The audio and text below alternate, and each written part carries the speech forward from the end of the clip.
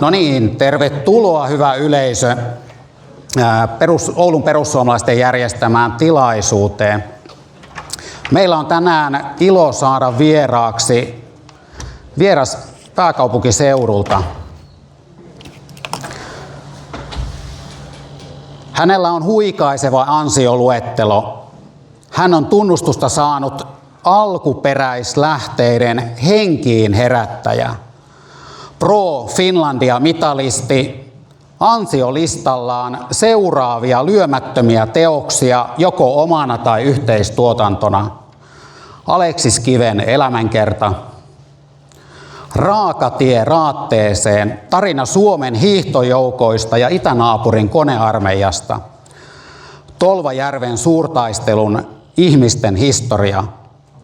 Hattujen sota ja sen merkityksestä kohti Suomea ja kansallista heräämistä. Lisää Teemusta voitte lukea teemuskeskisarja.fi-sivustolta. Viime aikojen saavutuksena kansanedustajuus ja sen myötä uudenlaiseen aamun koittoon ja sarastukseen liukuva supisuomalaisuus. Teemu, ole hyvä. Saatu laittaa yhden mikin vielä. Kiitos.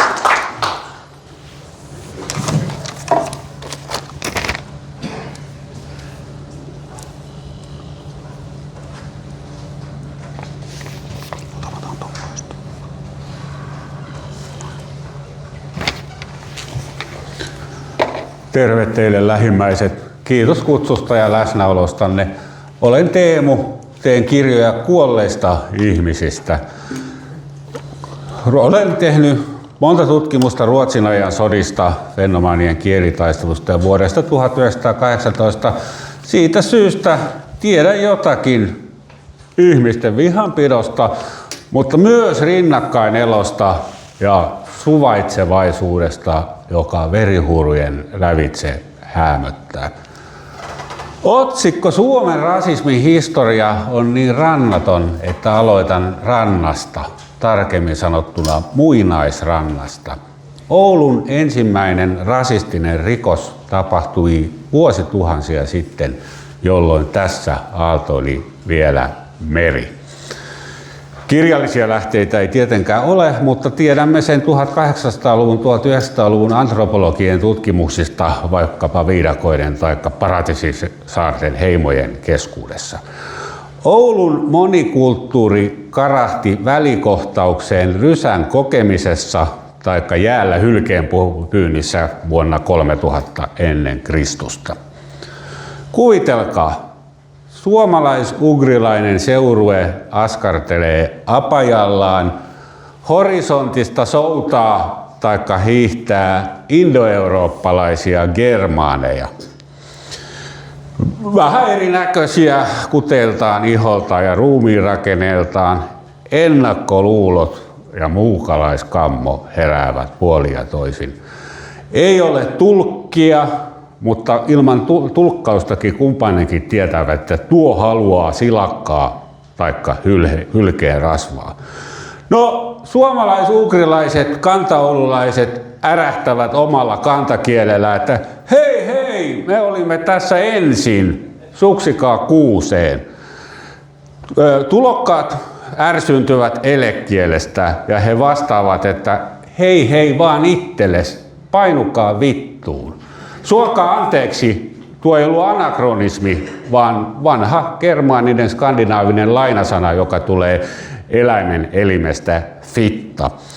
No, vittuilu eskaloituu kahakaksi. Skandinaavi saa perkkuupuukon kurkkuun ja hyljennuija halkaisee fennin kallon. Väitätte, että tuo ei ollut rasistinen rikos, vaan kamppailu resursseista ja elintilasta. Kyllä, mutta ne olivat osatekijöitä myöskin kaikissa myöhemmissä niin sanotusti rasistisissa väkivaltarikoksissa.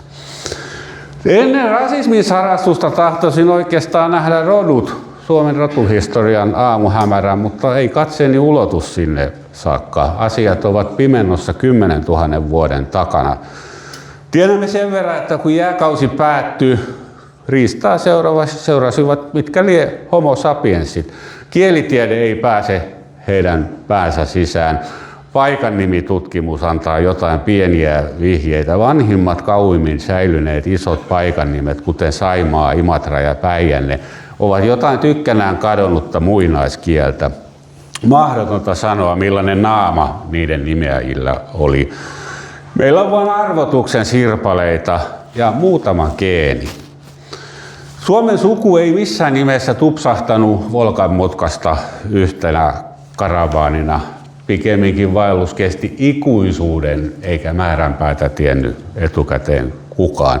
Yksi kulkuneuvo oli ruuhi, kokonaista haapapuusta koverrettu. Eli katajainen kansamme on siis veistetty myös haavasta. Tosin meloja ei ollut kansanryhmä, vaan kieliryhmä. Kieli liikkuu 5000 vuotta sittenkin nopeammin, kuten tänä päivänä englanti liikkuu paljon nopeammin kuin englanninkieliset ihmiset. Pysähdys suomalaisukrilaisilla, mitä lienivätkään omassa kielessään nimeltään, kesti jopa vuosisadan, mutta lopulta ruuhi kolahti rantakivikkoon. Ja tässä olemme. Väestö eneni ja vaihtui tosi vitkaan. Ilmasto ei houkutellut vallottajia eikä muuttoaaltoja. Tipottain moninaista porukkaa kotoutui idästä, lännestä, etelästä. Oliko rasismia? No nuotan vetäjät olivat varmasti tukkanuottasilla, mutta ei niin, että joku etninen vainoaja vasarakirveellänsä mätki kampakeraamikot sukupuuttoon. Enempi ihmiset silloinkin parittelivat ja antoivat ja ottivat tapoja sekä lainasanoja. Elintila riitti. Sulatusuuni, mielestäni liian viileä sana Suomen maasta, ja sulautujia oli tosi vähän. Nykyinen Pohjanmaan hyvinvointialue elätti kituliasti ehkä 200 metsästäjää ja kalastajaa. Oikeita arvotuksia sikälikin, että kivikauden esinelöydöissä ei kimaltele mitään kansallisia erityispiirteitä, joista näkisimme kielen tai rodun. Suurin osa elämänmenosta oli puuta ja luuta, lahosi aivan järjettömiin tutkijoilta. Semmoinenkin harha vaani, että kun saviruukun kuvio tai työkalun metalli vaihtuu löydöksissä, niin selitys ei aina ole mikään rasistinen teurastus tai väestönvaihto isolla V:llä. Kenties sama porukka vaan vaihto toiseen tekniikkaan. Sama juttu, jos tulevaisuudessa ydinsodan jälkeen arkeologi arvuuttelee 1900-luvun Suomen väestöä pelkästä esineistöstä, niin hän luulee, että pokasahakansa vaihtui yhtäkkiä moottorisahakansaan. Historia, arkeologia, kielitiede, genetiikka eivät kiistatta kerro, keitä me olemme ja mistä me tulemme.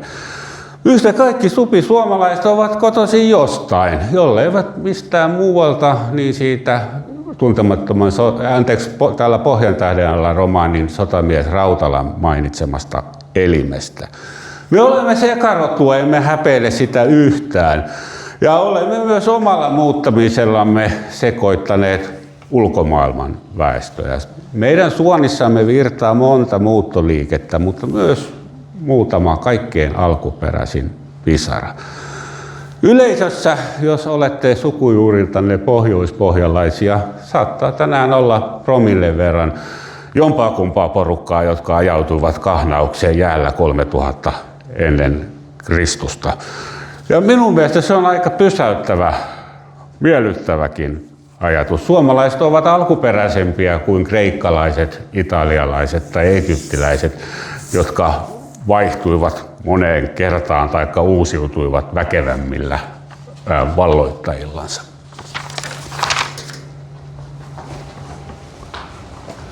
Kohti kirjoitettua historiaa. Ensimmäinen muuttoaalto, jota arkistolähteet vähäsenkään valaisevat, oli ruotsalaisten rantautuminen. suunnilleen 1000 vuotta sitten, ja sitäkin peittelee minun mielestäni meren usva. Paljon arvauksia ja hyvin vähän kiistattomia faktoja. Johtuuko meren ylitys liikakansoituksesta ja nälänhädistä Ruotsissa vai tyhjiöstä ja houkutuksista Suomessa? No, ainakaan Ruotsi ei ollut varhaiskeskiajalla mikään valtio, mikä olisi voinut vallottaa Suomen, jota myöskään ei ollut vielä olemassa. Ruotsi oli maakuntien löyhä sikermä Sveanmaata, Götamaata, Gotlantia, Helsinglantia. Ilmeisesti muutto alkoi siten, että kylä, suku, perhe läksivät omin nokkinensa. Veneessä 3 airoparia, korkeintaan 20 henkeä, pari vasikkaa mahtuu tai lammaslauman siemen. Mutta myöhäisempi muutto 1300-luvulla Porvoon paikkeille oli jo valtakunnallista ja isontui laivastoksi. Ja vaikutin liittyi ristiretkiin ja Ruotsin ja Novgorodin kilvotteluun raja-alueista. Tässä kohden ehkä nousee jotain oikeaa rasismia. Mitä mietti kantaväestö? Ei ole kirjeitä tai päiväkirjoja, mutta arvaamme. Sen verran melko varmaa, että viikingit olivat aiemmin metsästäneet idäntiensä varrelta suomalaisia orjia, jotka asuvat kätevissä paikoissa. Eli kukaan tuskin Uudenmaan rantakalliolta vilkutteli siirtolaisillekaan, että velkommen. Mutta ei ulmetusti vastustellutkaan. Miekkalähetys ei aiheuttanut täällä uskonsotaa eikä verilöylyä. Historiallisena aikana Ruotsin ja Suomen väestöt eivät ole kertaakaan sotineet kunnolla vastatusten. Luultavasti sopuisin suhde koko Euroopassa. Käänteistä rasismia väittäisin.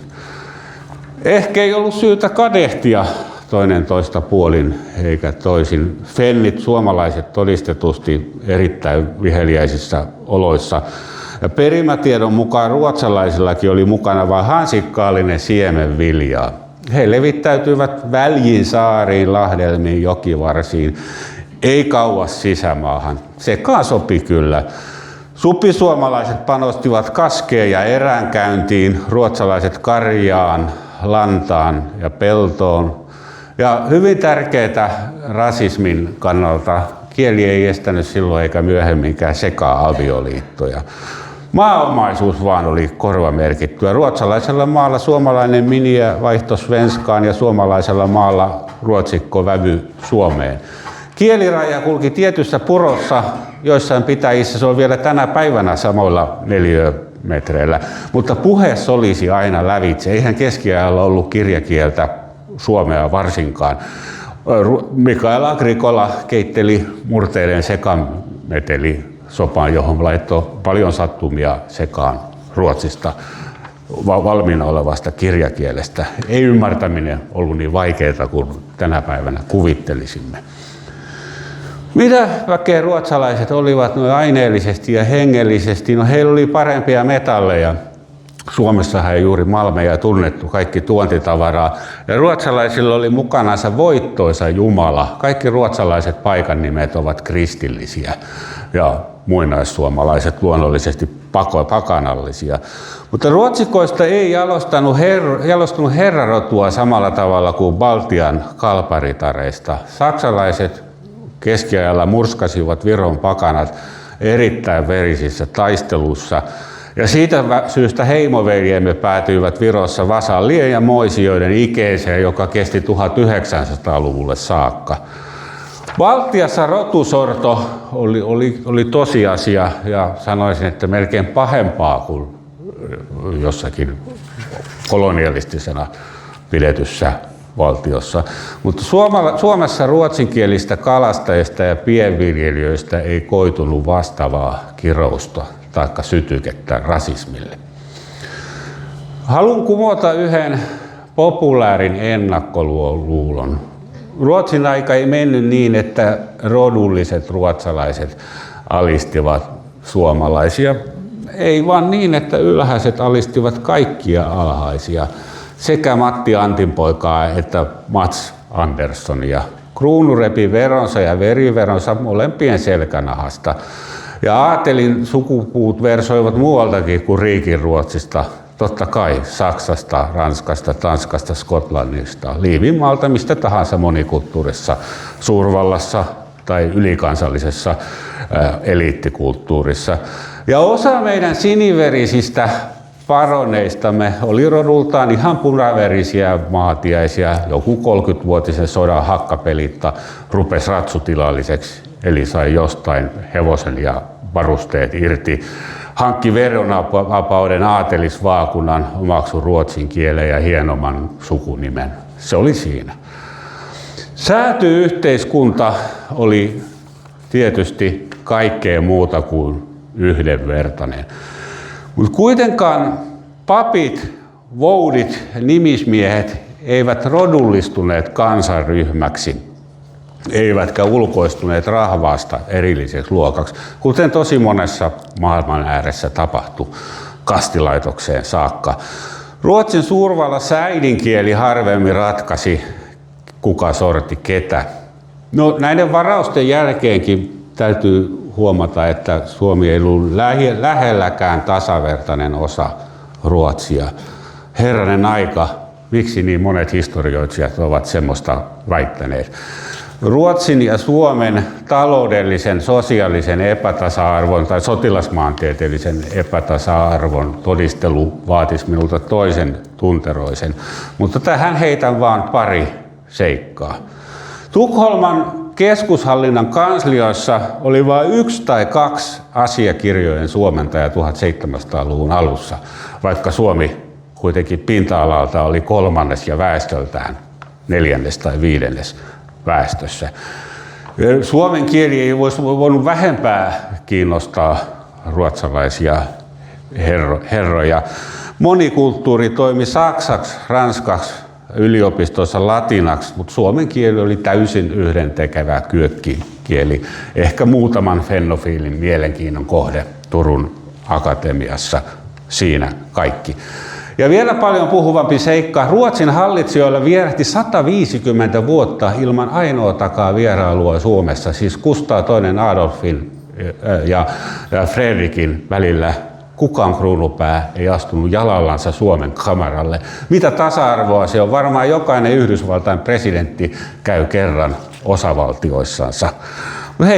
Heille Suomi ei ollut tärkeä, se oli taloudellisesti täysin merkityksetön, ei ollut viljavia peltoja, ei kaivoksia. Oikeastaan ainoa luonnonvara hitaasti uudistuva sellainen oli nuoret miehet ja vanhat ukotkin. Ruotsalaiset pitivät meitä uskollisina alamaisina, mutta jossain määrin ruppusakkina ja hyödyllisinä hölmöläisinä. Suomi ei ollut Ruotsin riistomaa, tai siis Suomi ei ollut Ruotsin siirtomaa, vaan riistomaa. Riisto tuntui taloudessa.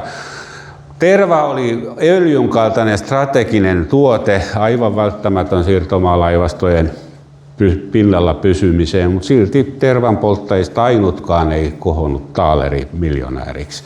Ei 1700-luvulla ollut kovin komeita talonpoikaisia puutalojakaan.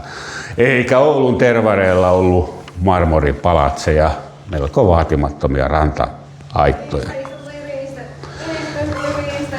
Kuunpäät Krustavit ja Karlit eivät syrjineet, että eritoten nuo suomalaistaustaiset rykmenttini uppotkoon Molokin kitaan. Mars-Jumala ei ollut mikään rasisti, mutta antirasismi tuskin lainkaan lohdutti sitä ruotusotilas Matti Antinpoikaa, joka otti Narvassa 4-naulaisen kanunan kuulan nivusiinsa samaan aikaan kuin kotosalla Pohjois-Pohjanmaalla veli venäläinen joukko raiskasi hänen muijaansa ja lapset kuolivat nälkään ja isovanhemmat roikkuivat kidutettuina kurkikirressä. No, ei siinä mitään. Maan hatosten hengestä viisveisaaminen oli 300 vuotta sitten normaali meininkiä maailman sivuun. En pidä sitä edes rasismina, eikä Betrefolkin tarvitse meiltä mitään anteeksi pyydellä.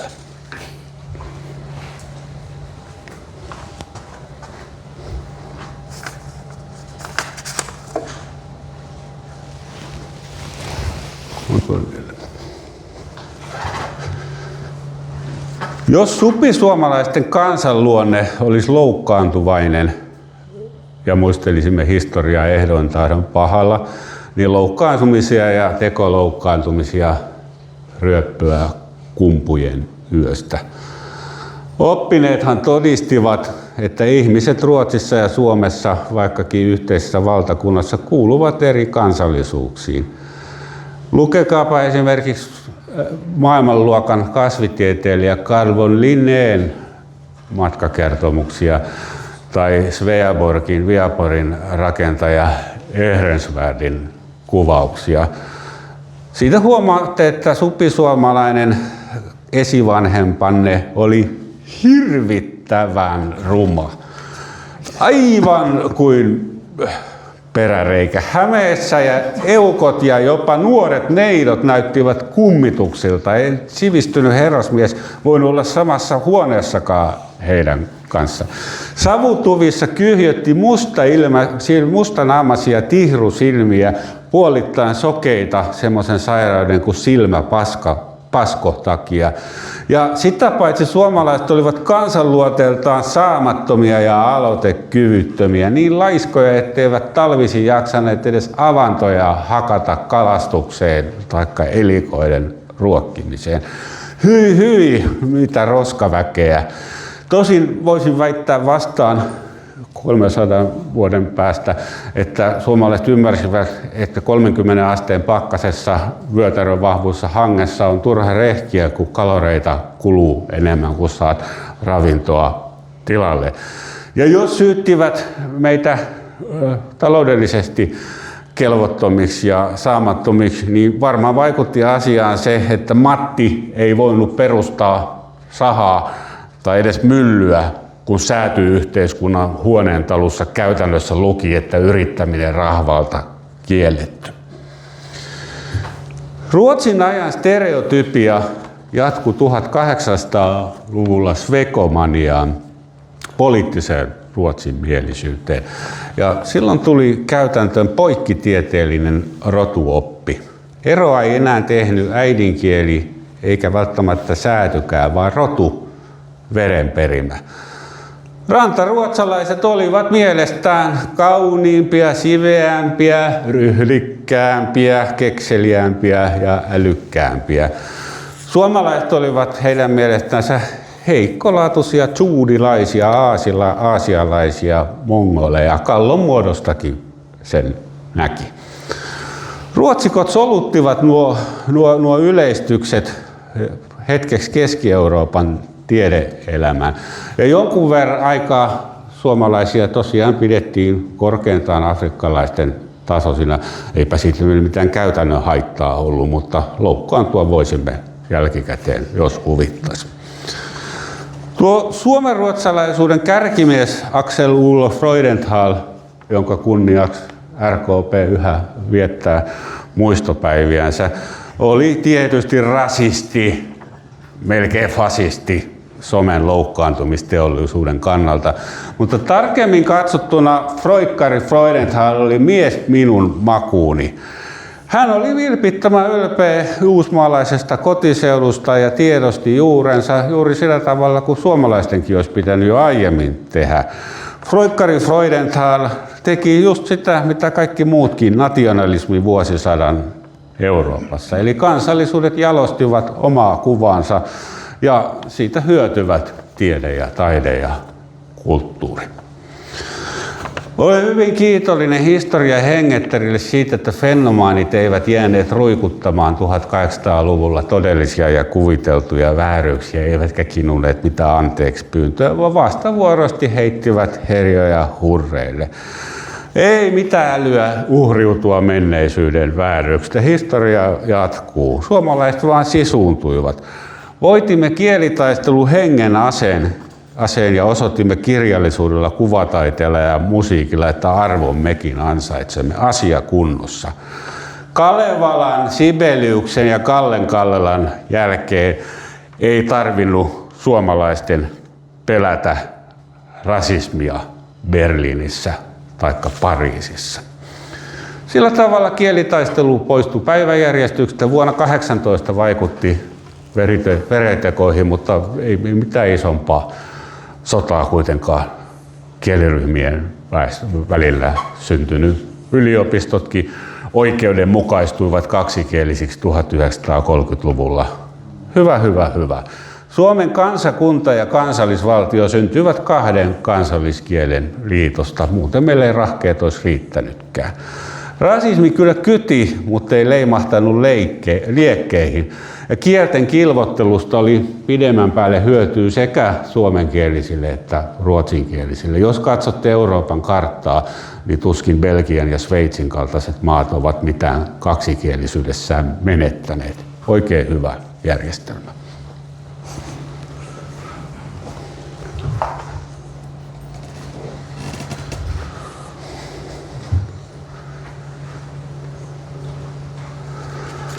Supisuomalaisen rasismin avainsana ei ollut hurri, onkohan se sitten ryssä. En ole ihan varma, ehkä ei edes Pohjanmaalla ryssäviha ole perinnöllistä tai patologista, vaikka tuommoiset kirjoitukset siihen suuntaan viittaavat. Karmeita muistoja jäi isovihasta 1700-luvun alussa ja perimätieto kuljetti niitä varmuudella 1900-luvulle saakka, mutta sattuihan sitä, ei Suomen ja Venäjän tai Ruotsin ja Novgorodin, Ruotsin ja Moskovan sotia niin kovin usein ollut. Kaikki Euroopan muutkin naapurivaltiot ottivat yhteen 2-3 kertaa vuosisadassa. Ihan normaali määrä. Ja nuo sodat olivat melkein aina kaukaisten kruunupäiden sytyttämiä. Väestöt, jos saivat päättää, solmivat myöskin rajarauhoja. Ja suomalaisilla ja venäläisillä oli myös hetkensä. Pitkä siunauksellinen rauha Pax Russica 1800-luvulla. Kyllä siinä isoimpihan kidutukset ehtivät unohtua. Kokonaan toinen juttu ryssävihan kannalta sitten on, että Venäjä 1900-luvun alussa pilasi hyvän suhteen aivan järjettömällä sortamisella, nöyryyttämisellä, yleisvaltakunnallistamisella, yhdenmukaistamisella. Ja suuri ruhtinaskunta, joka oli varmaan uskollisempi kuin mikään isovenäläinen guvernementti muutamassa vuodessa, lähti aktivismin tielle melkein kapinaan saakka. Ryssäviha nosti sitten päänsä tosi nopeasti ja vuonna 18 terrori kohdistui venäläisiin rotuna. Kyllä, ryssäviha on yksi suomalaisen rasismin ominaispiirre. Sotien välinen aika oli ryssäkirjoittelun kukoistusta, mutta pitäisiköhän siihenkin suhtautua muulla tavoilla kuin pelkästään tuomiten aikalaisten rasismia 100 vuoden turvallisesta etäisyydestä. Ei ennakkoluulot olleet kovin aiheettomia bolsevismia kohtaan. Vuosina 1939-1944 tapahtui suunnilleen sitä, mitä nuo rasistit olivat ennustelleet. Ja vihasiko suomalainen pohjimmiltaan rotua vai ainoastaan valtiota, pahan valtakuntaa idässä?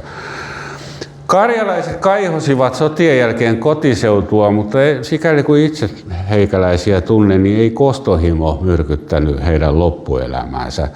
Suomalaiset 1990-luvulla eivät maksaneet ryssille entiselle Neuvostoliitolle pottuja pottuina, vaan päinvastoin avustivat rajan takaisia naapureita perunoilla ynnä muilla ruokapaketeilla ja rahallisella lähialuetuella, joka jatkuu melkein 2010-luvulle saakka.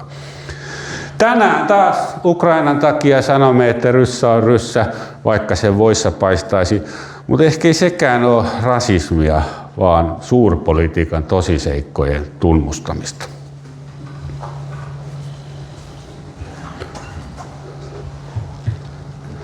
En väitä, että Impivaara olisi sielunmaisemaltaan jotenkin herttainen ja rauhaisa paikka, mutta meillä vaan ei ollut moneen vuosisataan käytännön tilaisuutta rotusortaa ketään taikka mitä. Ei pystynyt suomalainen sortamaan silloin, kun ilmasto oli nuiva ja inhimillisen kehityksen mittarit paukkupakkasen puolella. Emme pystyneet hankkimaan siirtomaita mistään Virosta.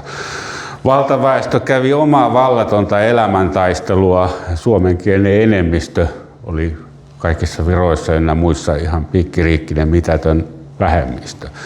Ainut mahdollinen historiallinen sortamiskohde olivat saamelaiset. Hehän ovat nykyisin korottuneet peräti Euroopan ainoaksi alkuperäiskansaksi. Ketä saamelaiset olivat? Kielisukulaisiamme, selvä se, mutta olivatko he täällä ensin? No, se on kiistanalaista. Lappiaiheisia paikan nimiä on paljon Etelä-Suomessa ja pientä saamelaisasutusta säilyi vielä 1600-luvulla Keski-Suomen saloilla. Niin kai uudempi porukka hääti heitä pohjan perille. Mutta noin geneettisesti Suomen heimot ovat suunnilleen samaa alkuperää. Hämäläisten ja pohjalaisten kantaisät ja äidit alistuivat ristiin verotukseen ja peltotyöikäiseen. Saamelaiset taas olivat sitä porukkaa, joka pärisytti noitarumpua ja pitäytyi vapaina metsästäjinä ja kalastajina ja viimein poronhoitajina. Saattoi olla hyvä ratkaisu suurvalta-ajan Ruotsissa, mutta myöhemmin saamelaiset maksoivat siitä kohtuuttoman kovan hinnan. Hehän suistuivat kuriin säälittäviin oloihin, kuten pappien kuvauksista tiedämme. Ehkä kuitenkaan puhuisi rasismista tai rotusorrosta. Saamelaiset vaan hävisivät kamppailun luonnonvarasta. Ei esivalta pyrkinyt heidän tuhonsa, eikä uudisasukkaat lahdanneet saamelaisia. Ei suomalaisten ja saamelaisten suhdetta voi verrata länkkäreihin ja inkkareihin. Ja varsinkaan Suomen tasavallalla ei ole mitään anteeksi pyydeltävää epäitsenäisestä Ruotsin ja Venäjän ajasta.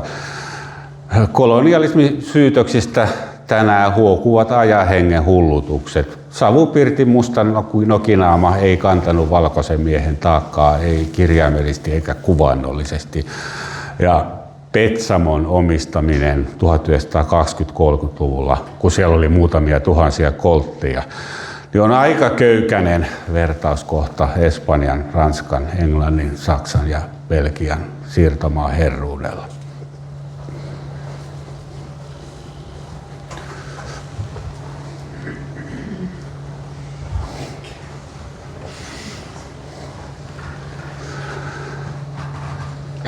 Suomella tuskin on kontollaan myöskään kulttuurisia hirmutöitä. Niger on latinaa, tarkoittaa yksinkertaisesti mustaa väriä, siis ei ihmiseen välttämättä viitaten. Sanan johdos sanomalehdissä ja vanhoissa romaaneissa ei todista mitään Impivaaran rasismia. Suomalaiset olivat 1800-luvulla orjuuden vastustajia, jos asiaa edes ajattelivatkaan. Suomeen kopioitu paljon lehtijuttuja Yhdysvaltain sisällissodasta ja eurooppalaiskirjoittelijat yleensä olivat pohjoisvaltioiden puolella. Jos musta merimies sattumalta rantautui Oulussa, niin ei hän kohdannut täällä mitään rasismia. Hyvän tahtoista uteliaisuutta. Ja se asenne säilyi Helsingin olympialaisissa 1952 ja myöhemmin koripallon vahvistuksissa. Hyvät ihmiset, Suomen sanakirja ja kielioppi eivät tunne mitään N-sanaa. Ei ole olemassakaan mitään N-sanaa. Historiassa täysin hyväksyttävä on kokonainen kirjoitusasu. Impivaaralaiset eivät koskaan afrikkalaisia kahlehtineet, orjuuttaneet, ostaneet ja myyneet. Annan teille vielä sanankäyttöohjeen. Älä hauku ketään Oulun kadulla runkkariksi, älä hauku ketään myöskään hinttariksi, mutta älä pyyhi yli aikalaistekstejä, äläkä sottaa päälle R-sanaa tai H-sanaa.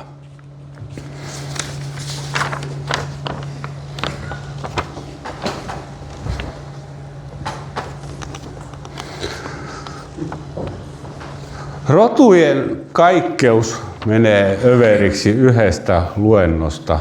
Rajoitun lopuksi rasismiin isminä. Siis ei enää tunne, vaan aate, vakaumus, ideologia. Rasismihan on ismi, kuten idealismi, humanismi, imperialismi tai sosialismi. No, erinäköisten ja erikielisten ihmisten välillä oli kahnausta monta tuhatta vuotta, mutta milloin ismi putkahti Suomen päivän politiikkaan. Yksi ajoituskeino on eduskunnan pöytäkirjat, milloin sana rasismi esiintyi Arkadianmäellä ensimmäisen kerran ja missä yhteydessä. Evakkojen ryssittely uusilla kotipaikkakunnalla ei mieltynyt rasismiksi, ainakaan eduskunnassa ei ole semmoista ongelmaa käsitelty. Kukaan virkamies ei kai saanut palkkaa karjalaisvastaisuuden kitkemisestä. Rasismin vastaisuus tarvitsi kansainvälisemmän tuulahduksen. Kas tällainen osuma tuli vastaan, niin ilmeisesti ensimmäinen kerta, kun sana rasismi mainittu eduskunnassa. Opetusministeri sai 29. marraskuuta 1974 sosialistiselta opiskelijaliitolta niin sanotun mustan kirjan. Se sisälsi esimerkkejä siitä, miten hätkähdyttävän karkeata Neuvostoliiton vastaista propagandaa, imperialismia, fasismia ja rasismia ihannoivaa aineistoa on korkeakouluemme kurssikirjoissa. Eli sosialistinen opiskelijaliitto SOL tuolloin yritti sensuroida kaikki nuo ilkeät ismit suomalaista oppikirjallisuudestaan. Taistolaisten keppihevonen neuvostovastaisuus löysi 1970-luvulla kylkiäisekseen rasismin, uuden ismin, vaikkei Suomessa ollut juuri mitään kohteita rasismille. Ja tuo mustakirja on kuuluisa esimerkki suomettumisesta. Paljon historioitsijat siihen vetoavat. Ei ole pelkkä yksittäistapaus, koska aika monet järjestöihmiset ja kulttuuribyrokraatit 1970-80-luvulla lepivät reipänsä ja olemassaolonsa oikeutuksen neuvostovastaisuuden juurimisesta. Yleisradio, ministeriöt, oppilaitokset, sanomalehdet, vähintään puolipäivätoimisia neuvostovastaisuuden vastustajia oli siellä ja täällä. Syntyi jonkinmoinen neuvostovastaisuuden vastainen mielikuvateollisuus. Nykynäkökulmassa pikkurahoja, mutta kuitenkin jotain ajatuspajoja ja valvontakoneita viranomaisille. Ja voi, kaikki tuo neuvostovastaisuuden vastainen teollisuus meni konkurssiin 1990-luvun alussa Neuvostoliiton romahduksen myötä. Mitä tilalle? Miten ne ihmiset työllistyvät? Mihin sen määrärahan voimme käyttää? Palaan taas hakusanoilla eduskuntaan 20 vuoden aikahypyllä, ihan eri aikakausi. Suomi yhdentyy kovaa vauhtia länteen. Euroopan rasismin ja suvaitsemattomuuden vastainen komissio ECRI muodostui vuonna 1994 ja se laati Suomessakin maaraportin, joka eduskunnassa tuli esille. Rasismihaun seuraava osuva. Kansanedustaja Gunnar Jansson, RKP, kyselytunnilla 14.12.1995 kysyi: aikooko hallitus lisätä ponnistelujaan suvaitsevaisuuden lisäämiseksi ja vastustaa muukalaisvihaa ja muita liberaalille demokratialle arvottomia ilmiöitä? Pistitpä pahaan. Voisimme otaksua, että vuonna 1995, kun ulkomaalaisten ihmisten määrä edelleen hyvin vähäinen, ei ollut vielä koneistoa tällaiseen tarkoitukseen. Olipas. Eri ministerit vuoron perään vastasivat, että äsken aloitetun suvaitsevaisuuskampanjan rahoitusta jatkamme. Lisäksi tuemme paikallisia rasismin ehkäisyyn tehtäviä projekteja ja valtioneuvosto tulee nimeämään rasismin ja muukalaisvihan vastaista työtä koordinoivan viranomaistahon. Opetushallitus, myöhempi tavallinen epäilty, on valmistellut 2 suvaitsevaisuuteen liittyvää teemalehteä, jotka on toimitettu kaikille kouluille. Videomateriaalia, suvaitsevaisuustapahtumia ja täydennyskoulutusta on luvassa. Koko kattaus siis jo vuonna 1995. Ministeri Claes Andersson vieläpä kertoi, että Tänä vuonna on käyty lähinnä opetusministeriön liikunta- ja nuoriso-osaston toimesta kampanjointia, johon on liittynyt muun muassa nuorten suvaitsevaisuusjuna, joka meni Keski-Eurooppaan. Sanan hausta päätellen elimellisesti kyse oli rasismin vastaisen mielikuvatehtaan rahoituksesta. Rasismin vastainen tehtailu oli sopeutumista kylmän sodan ja neukkujen jälkeiseen eurotodellisuuteen.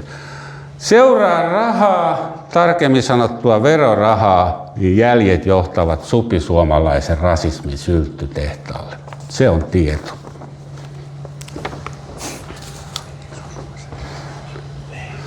Nuo äskeiset lama-ajan tempaukset olivat melko huokeita, mutta 2000-luvun alussa Suomi vaurastui valtavasti ja yhtäkkiä valtion budjetitkin olivat ylijäämäisiä, mitä tänä päivänä ei voi kuvitellakaan. Samaan aikaan ulkolaisia ilmaantui enemmän ja enemmän. Nousiko silloin joku väkivalta-aalto maahanmuuttajia kohtaan? Ei ainakaan henkirikostilastoissa ole mitään piikkiä, ei itse asiassa yhtään ainoata rasistista tappoa tai murhaa. Mutta lobbarit ja intressiryhmät pyysivät rahaa torjuakseen sellaista rasismipahaa, jota Suomessa ei vielä ollut olemassakaan, ainakaan kouriin tuntuvana. Ja rahaa he saivat. Pienelläkin haulla löysin 129 ammattia, jotka nimekkeeltään kytkeytyvät rasismin vastaiseen teollisuuteen. Aika monen ihmisen elinkeino. Oma lukunsa, jota tuossa eivät näy, ovat vielä rasismin vastaiset kansalaisjärjestöt, jotka silloin ja nykyisinkin perustuvat vapaaehtoistyöhön, joka on erittäinkin palkallista. Tänä päivänä kukaan tai mikään ei tiedä rasismin vastaisen teollisuuden, pomojen ja henkilöstöjen määrää, ei rahoituksen kokonaissummaa. Eduskunnan tietopalvelulla ei ole hajuakaan asiasta, kun sieltä kyseli, vaikka siellä on tavallaan maailman parhaat laskukoneet. Turha laskea rasismin vastaisen teollisuuden tuotoksien hintaa, koska tieto vaan lisää tuskaa. Elinvoimainen sektori tänä päivänä, kun kaikki muu kuihtuu ympäriltämme. Ouluunkin syntyi rasismin vastainen keskus, josta teikäläiset varmaan enemmän tietävät. Semmoisen löytyy aina rahaa persaukisimmaltakin valtiolta.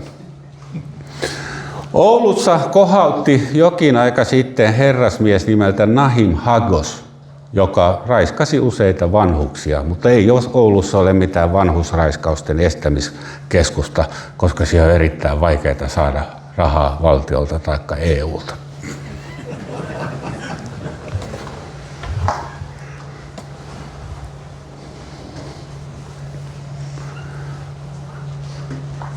Hyvä yleisö, Oulu ei ole mikään supisuomalaisen rasismin mekka, eikä Suomi ole rasistien luvattu maa. En usko kyselytutkimuksiin, että 67% ulkolaistaustaisista kohtaa arjessansa rasismia. Höpö höpö. Uskon esimerkiksi henkirikostilastoihin, jotka todistavat, että Suomi on vähemmistölle koko maailman turvallisin maa. Suomesta luojan kiitos puuttuu historiallisen rasismin raaka-aine. Raaka-ainepulan takia rasismin vastainen teollisuus tehtailee keinotekoisia loukkaantumisia ja synteettisiä tekoloukkaantumisia. Sen oikean raaka-aineen puutteen takia rasismin vastustuspajat tuotekehittelevät supisuomalaisten ajatusrikoksia, joissa on kova hintalappu veronmaksajalle. En ole huolissani xenofobiasta, eli muukalaiskammosta. Olen huolissani oikofobiasta. Se tarkoittaa omien juurten inhoamista ja kotoisen kulttuurin halveksimista. Miten puhdistamme rasismin vastaisen teollisuuden jätevesiä? Sanon tähän lopuksi vain muutaman ystävällisen sanan, esimerkiksi viljelemällä äidinkieltä ja isänmaan historiaa. Kristillinen lähimmäisen rakkaus ja humanismi ovat ajattomia aatteita, lämmittäkäämme niillä sielua ja sydäntä. Arvoisat aikalaiset, oululaiset, kiitos läsnäolostanne ja rauha teille.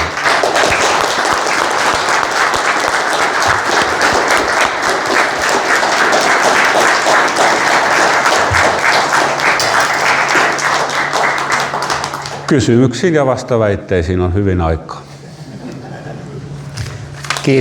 Kiitos, valtavat kiitokset Teemulle. Teemun sanat jää tänne kaikuilemaan luentosaleen seinille. Meillä on täällä mikrofoni, eli rohkeasti vaan Teemulle päivän aiheeseen liittyviä kysymyksiä. Kuka ottaa ensimmäisen kopin?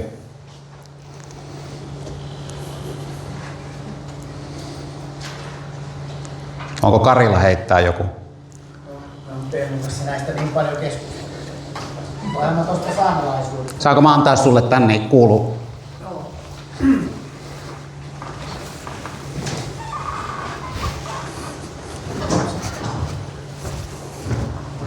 Joo, tuosta saamelaisuudesta, niin se on kyllä mielenkiintoinen. Nyt kun sitä on seurannut uusi saamelaiskäräjä, tuli voimaan ja tappelu siitä, että kuka on saamelainen ja kuka ei. Niin se on ihan käsittämätön. Ja sitten se, että meillä niin kun syrjitään, tehdään sitä ja tätä. Mutta itse asiassa saamelaisilla on tällä hetkellä 3 pohjoisemmassa kunnassa paljon enemmän nautinto-oikeuksia kuin meillä suomalaisilla. Ketä sitten syrjitään esimerkiksi oululaisia kontra sitten tuolla käyttöoikeuksista maahan ja veteen ja muuhun asiaan. Että mitä teidän muut mieltä siitä, mikä se on se rasismi tai heidän nonseleeraaminen. Ja saamelaisilla tiedetysti on keskenänsä erittäin tulehtuneet välit. Tenonporo saamelaisilla ja Inarin saamelaisilla ja metsälappilaisilla. Sama juttu kuin Pohjois-Amerikassa, joka meistä ehkä näyttää vaan intiaanit vastaan valkoinen mies. Mutta siellä kaikki monet sadat heimot ja jopa 3 tai 4 erilaista Lakota Sioux-klaania vihasivat toisiansa verisesti ja kävivät jatkuvia sotia. Saamelaiset eivät valitettavasti ole löytäneet mitään yhteistä säveltä noita rumpuunsa.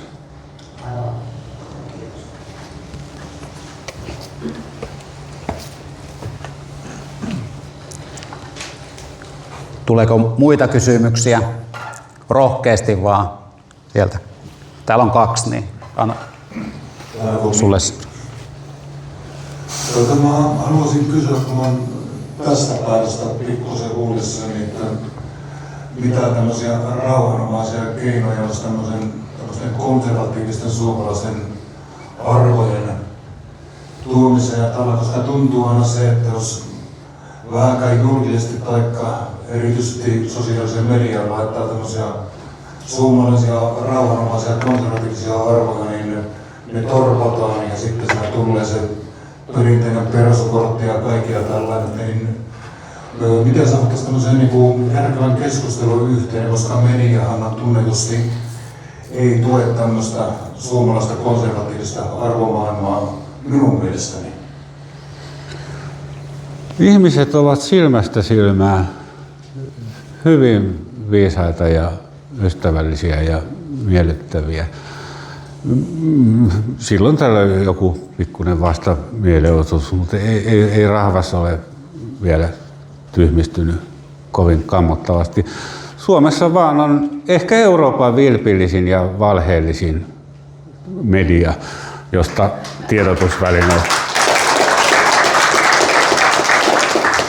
tiedotusvälineet kannattaa aina laittaa lainausmerkkeihin, koska ei Yleisradio ja Helsingin Sanomat mitään tiedota. Ne opettavat suomalaisille maailmaa sillä tavalla, jolla heidän ideologiansa mukaan maailman pitäisi maata.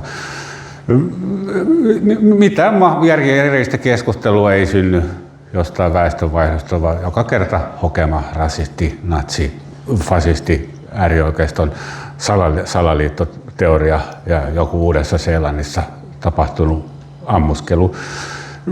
Yleisradio ja Helsingin Sanomat pitää jättää oma arvoonsa varsinkin lopettaa Hesarin maksullinen tilaaminen ja Ylen Areenan tunnuksiin kirjautuminen. Ihmiset toivon mukaan ajattelevat omalla aivollansa. Panen jonkun verran toiveita kansalaisjournalismiin.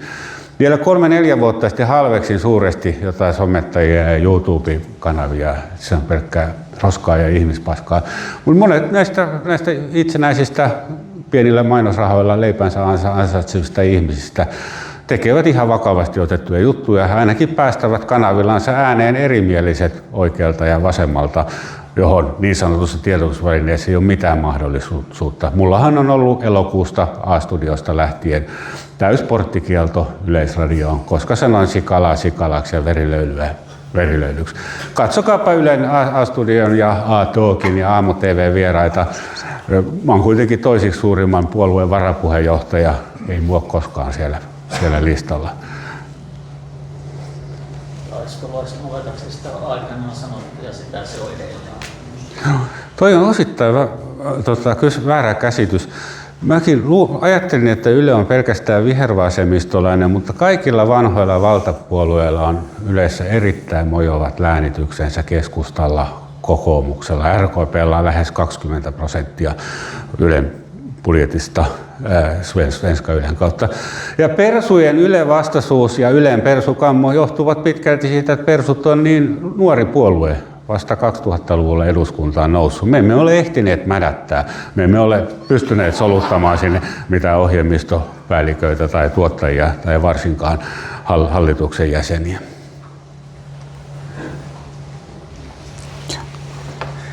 Tuohon äskeisen jatkokysymys.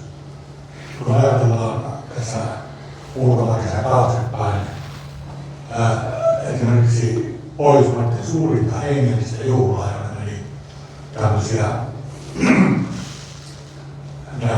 arvostan kaikkia ihmisiä ja annan kaikille ihmisarvoa, niin näitä sellainen ja raidinporukoita niin sanottuun mielenosoitukseen jakamaan tämän herätysyhdistyksen arvojen vastaista kampanjaa.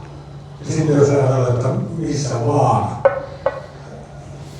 katsottiin, kun seurasi sitä, niin mistään ei löytynyt esimerkiksi yhtään piispaa, yhtään prosenttia, yhtään muuta älykköä, joka olisi älähtänyt siitä, että mennään häiritsemään kokoontumisvapautta, sananvapautta, uskonnonvapautta. Ja sitten kun ajatellaan kuitenkin tätä Suomea, missä tilassa Suomi on, ja ajatellaan esimerkiksi luonnonkuntaa, jossa 50% kuntalaisista kuuluu rauhan sanalaisuuteen esimerkiksi. Ja sehän on kunta, jossa väestö kasvaa, syntyvyys kasvaa, siellä ei ole työttömyyttä ja tällä lailla.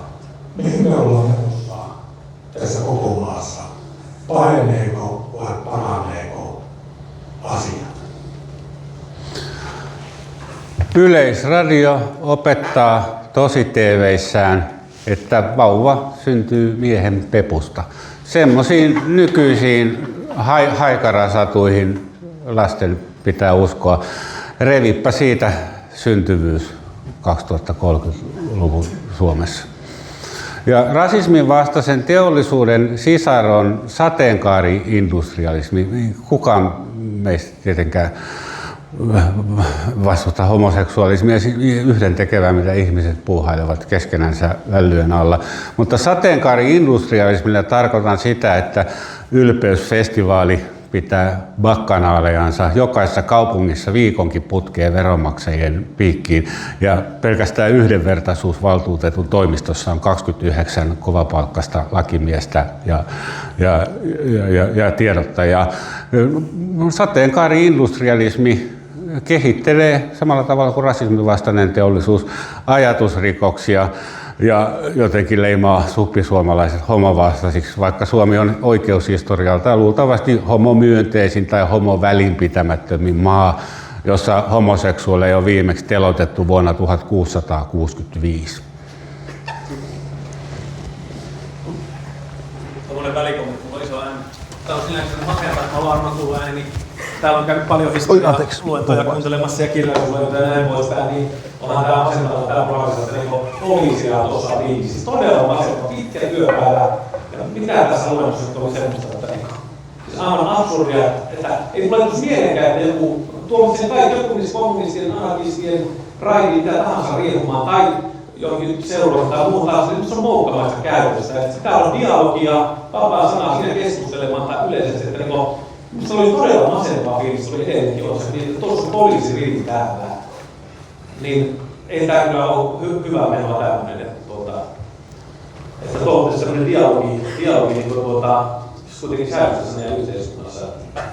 Tällainen tunnepurkaus. Kyllä, jaan minäkin tuon toiveen ja omalta osaltani pystyn hyvin rauhalliseen keskusteluun, eikä mulla ole mitään vihaa erimielisiä ihmisiä kohtaan, ei mitään järkeä herjata tai haukkua ketään. Toisin kuin monet muut persujen nimimiehet, mä en ole koskaan ollut syytteessä tai tutkinnassa, saati oikeudessa tai tuomittuna kansanryhmää vastaan kiihottamista tai mistään sinne päinkään. Aina jos joku viitsii kuunnella minun luentoni loppuun, niin huomaa, että johtoaatteitani ovat humanismi ja kristillinen lähimmäisen rakkaus. Tervehdys Teemu. Minun nimeni on J.K. Vornanen ja minun suku on siellä Karjalasta. Sieltä lähti minun sukulaiset evakkoon ja tuli tänne Ouluun ja itse kävin sitten vapaaehtoisena harjoittavalla liukolla 17 vuotta. Olen heteroseksuaali ja olen naimisissa rakkaan vaimon kanssa ja meillä on yksi lapsi. Ajan dieselautoa, on valkoihoinen, isänmaallinen, töissä käyvä, Suomen mies. Ja tällä hetkellä jotenkin yhteiskunnassa niin halveksittu ja aliarvostettu sen takia, että olet suomalainen. Ja miettinyt tätä tilannetta, että näkemys on kuitenkin sellainen, että rakkautta mahtuu. Maailma on se, minkälaista vaan. Ihmisiä mahtuu, ajatuksia mahtuu. Ja miettinyt, että täytyy muuttua ihmisiä. Täytyy muuttua pois tässä, että pärjää muiden ihmisten kanssa. Niinpä 2 kuukautta sitten luovuin sitä dieselautosta, mutta muuten en ollut valmis näin itse muuttua. Kiitos.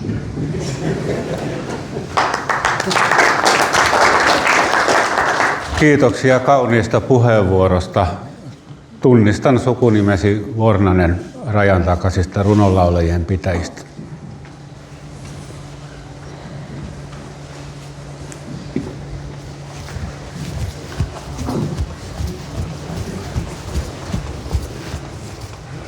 Oliko tässä esillä? Minun nimeni on Arne Heikkilä Oulusta. Ja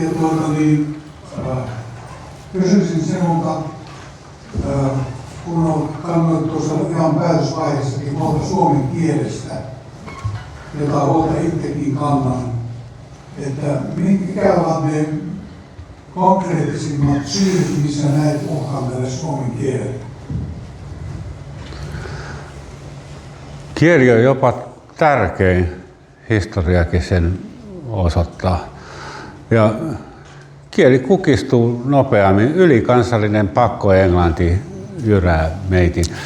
Lainasanojahan on aina ollut, siinä ei ole mitään ongelmaa, että nuoriso käyttää anglismeja ja kopioi sanastoa internetin ihmeellistä maailmasta. Kuolema tulee siitä, että sivistyneistö kansakunnan keulassa vaihtaa kielensä. Kielenvaihto isolla koolla meneillänsä korkeakoulussa. Aalto-yliopistossa puolet kursseista, puolet tutkinnoista englannin kielellä ja suomenkielisen tieteen tekeminen lähes mahdotonta. Kansainvälistymiskiima, aivan järjetöntä pelleilyä.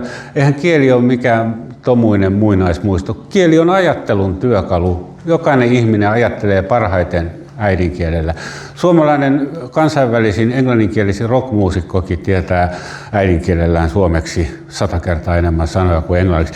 Eikä sellaista niin kansallista diplomi-insinööriäkään Oulussa ole, joka oikeasti osasi tehdä parempaa tutkimusta, parempaa matematiikkaa, parempaa fysiikkaa englanniksi, jos hän on siis Suomen tuntenut sydänjuurissaan alusta saakka.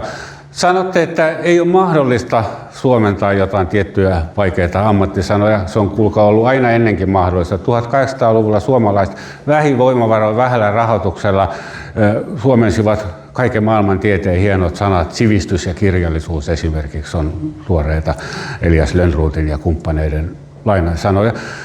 Johtuvan eliitin ylimielisyydestä kielenvaihto isolla koolla ja hyvin vaikeaa siihen on puuttuu millään ilveellä. Laki on jo ihan ajan tasalla.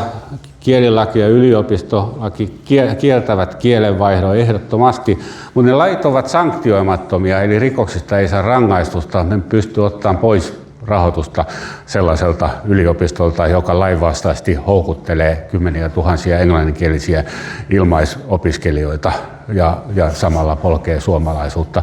Päinvastoin rahoituksessa on ollut kannustin se, että mitä suomen kielen taidottomampia opiskelijoita tulee, niin sen parempi.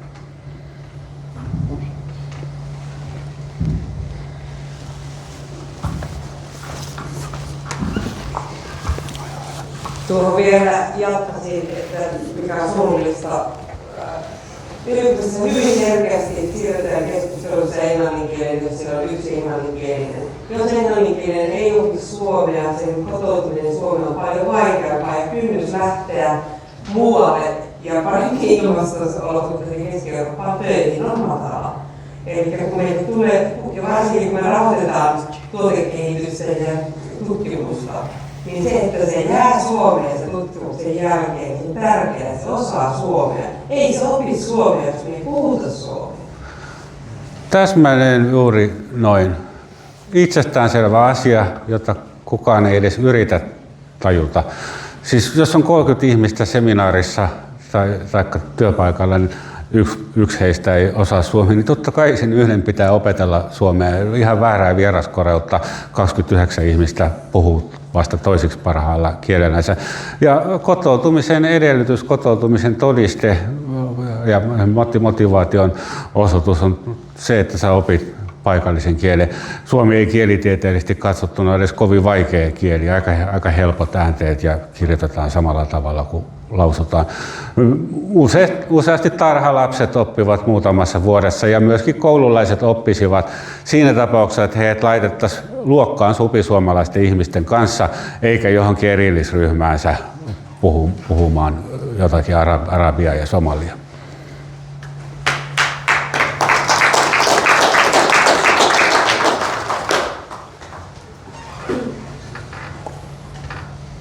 Vieläkö kysymyksiä, vastaväitteitä? No ole. Saanko kiinni? Yes. Päivä. Jarkko Harakka. Mä voin kertoa pienen tarinan.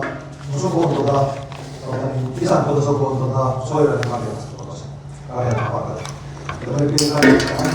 Hänen lapsuuden kodissa puhuttiin Karjalaa. Kun oli pikkuinen 10 vuotta sisään, niin hän oli koulun vanhempi ja sanoi, että Elenkki sitten puhuu sitä Karjalaa siellä koulussa, kun kiusaamaan tehdään. Se oli semmoinen vähän, että tuli mieleen vähän semmoinen, että piti vähän nyt sinne puhumasta sitä Karjalaa, vaikka se ehkä olisi hyvä, en tiedä. Mutta että se kuitenkin opetteli suomenkielistä puhua sitä. Mutta toinen kysymys oli mulle myös semmoinen, että Petteri Orpo minun mielestä pääministeri Petteri Orpo alkuvuodesta Saamelahden pyyteli anteeksi, kun tämmöinen anteeksi oli Kalaksesta argumentti. Niin oletko sitä mieltä, että se ei ole ihan täysin tarpeellinen? Ai kalaishulluus humisee ja aina vaan muuttuu järjettömäksi. Mä luulin, että kesän 2023 rasismikohut, kun oli jotakin Rydmanin vertaus somaleista kieloihin tai Riikka oli kirjoittanut jotain ilkeitä muslimeista, että se on joku huippu, mutta ei lähe lainkaan. Siis toi silmäkulmavenytyskohu meni kyllä ylitte meikäläisen historioitsijan ymmärryksen. Ja tänä vuonna 2026 tapahtuu jotain hullumpaa. Ei sille voi kuulkaa mitään muuta kuin nauraa. Ja mua ei enää kiinnosta yhtään. Mä voin itse vaikka seuraavaksi savolaisten tai originaalien kunniaksi jotain venyttää omaa peräaukkoa. Aivan sama. Tää on niin sairasta pelleilyä. Ihan kuin jotkut japanilaiset, kiinalaiset, thaimalaiset olisi loukkaantuneet ja Suomen maakuva pilalle. Yksi mun lukijani laittoi sellaisenkin viestin, että miksi Kiina ei ole pyytänyt anteeksi sitä, että 2 kertaan katkaisivat kalliit kaapelimme Itämerelle. Merellä onko se pahempi kuin silmäkulmavenytys? Joo, vielä yksi tässä on hyvä keskustelu ja sitten on näitä heimokulttuuriasioita ja siihen liittyen sitten erilaisia piiriä.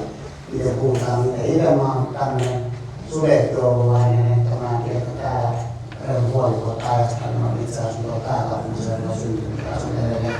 Kirjat on siellä ja mä kävin koulua, mä oon tässä kohta 70, mutta silloin kun kävin koulua, niin kun puhutaan näistä kielistä, että mitä ei saanut sanoa eikä mitä, niin me niin sanotusti vammattiin sitä islangiin, meillä oli iso määrä jopa luokallisia, jotka puhuivat sitä kieltä, mistä tässä Teemu puhuu, että on otettu eri. Siinähän tulee Venäjästä ja Ruotsista ja Saksasta, mitä sanotaan islangia elää.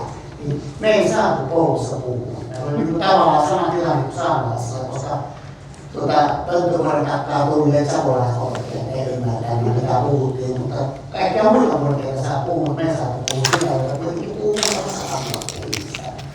Näin, jos lasketaan niin on mielenkiintoinen, eikä me nyt ole siitä mitään haluan anteeksi pyytää, eikä juoksuttaa, eikä muutakaan juoksuttaa. Näin se vaan menee. Ei saa paljon itsestäkin pyytää. Juuri näin.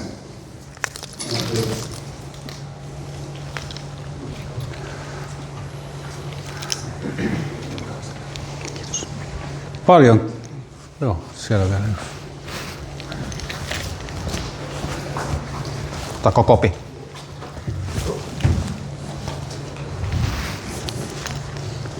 Tästä kielestä vielä niin semmoinen työisin tuosta 10 vuoden takkammoinen lastensuojelussa ja siinä sitten niin tehdään paljon perhetyötä sitten ja näin. Ja siinä oli yksi tämmöinen perhe sitten, joka oli ollut Iran oli lähtöpaikka ja viettäneet Suomessa 20 vuotta.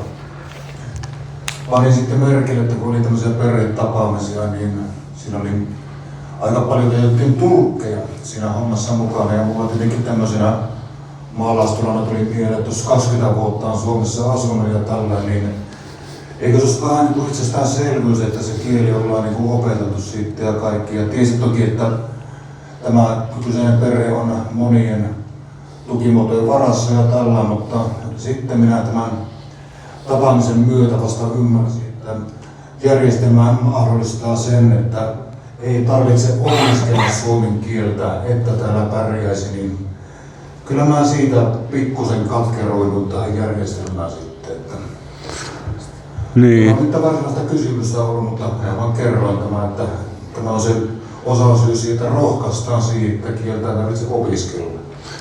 Kyllä, ja järjestelmä takaa elinkeinon monille monituisille tulkeille.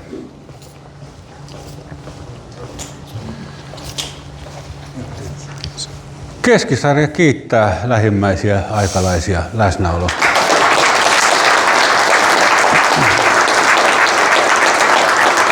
No niin, kiitoksia Teemulle tästä loistavasta esityksestä ja kiitoksia, että pääsit tulemaan tänne meille kouluun. Teemu jatkaa supisuomalaisuuden suurlähettiläänä ja on ihan varma, että me nähdään tässä niin kuin lähiaikoina ja kuullaan paljon Teemusta.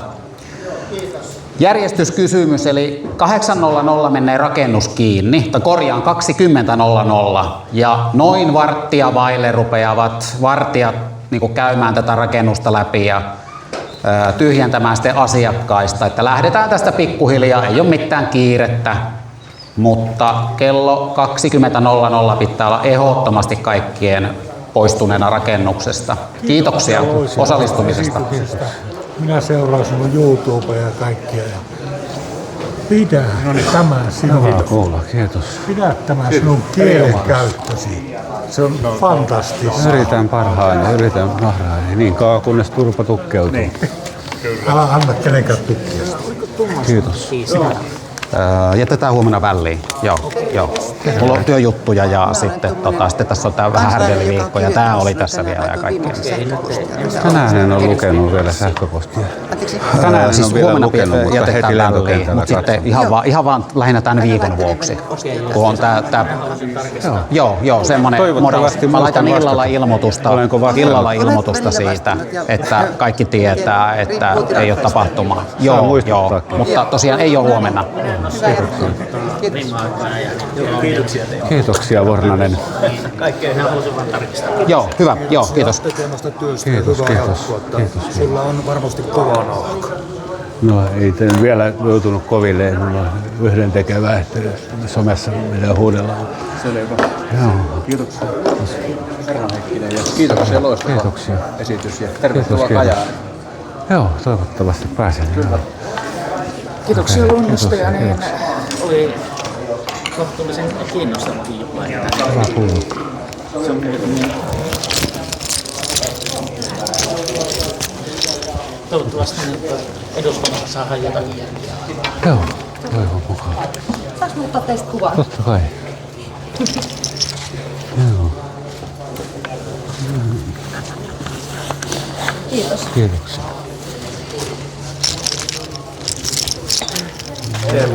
Että en muuta sano kuin, että kiitos selkeästä luennosta. Oli kyllä mun mielestä erittäin tärkeä asia. Joo.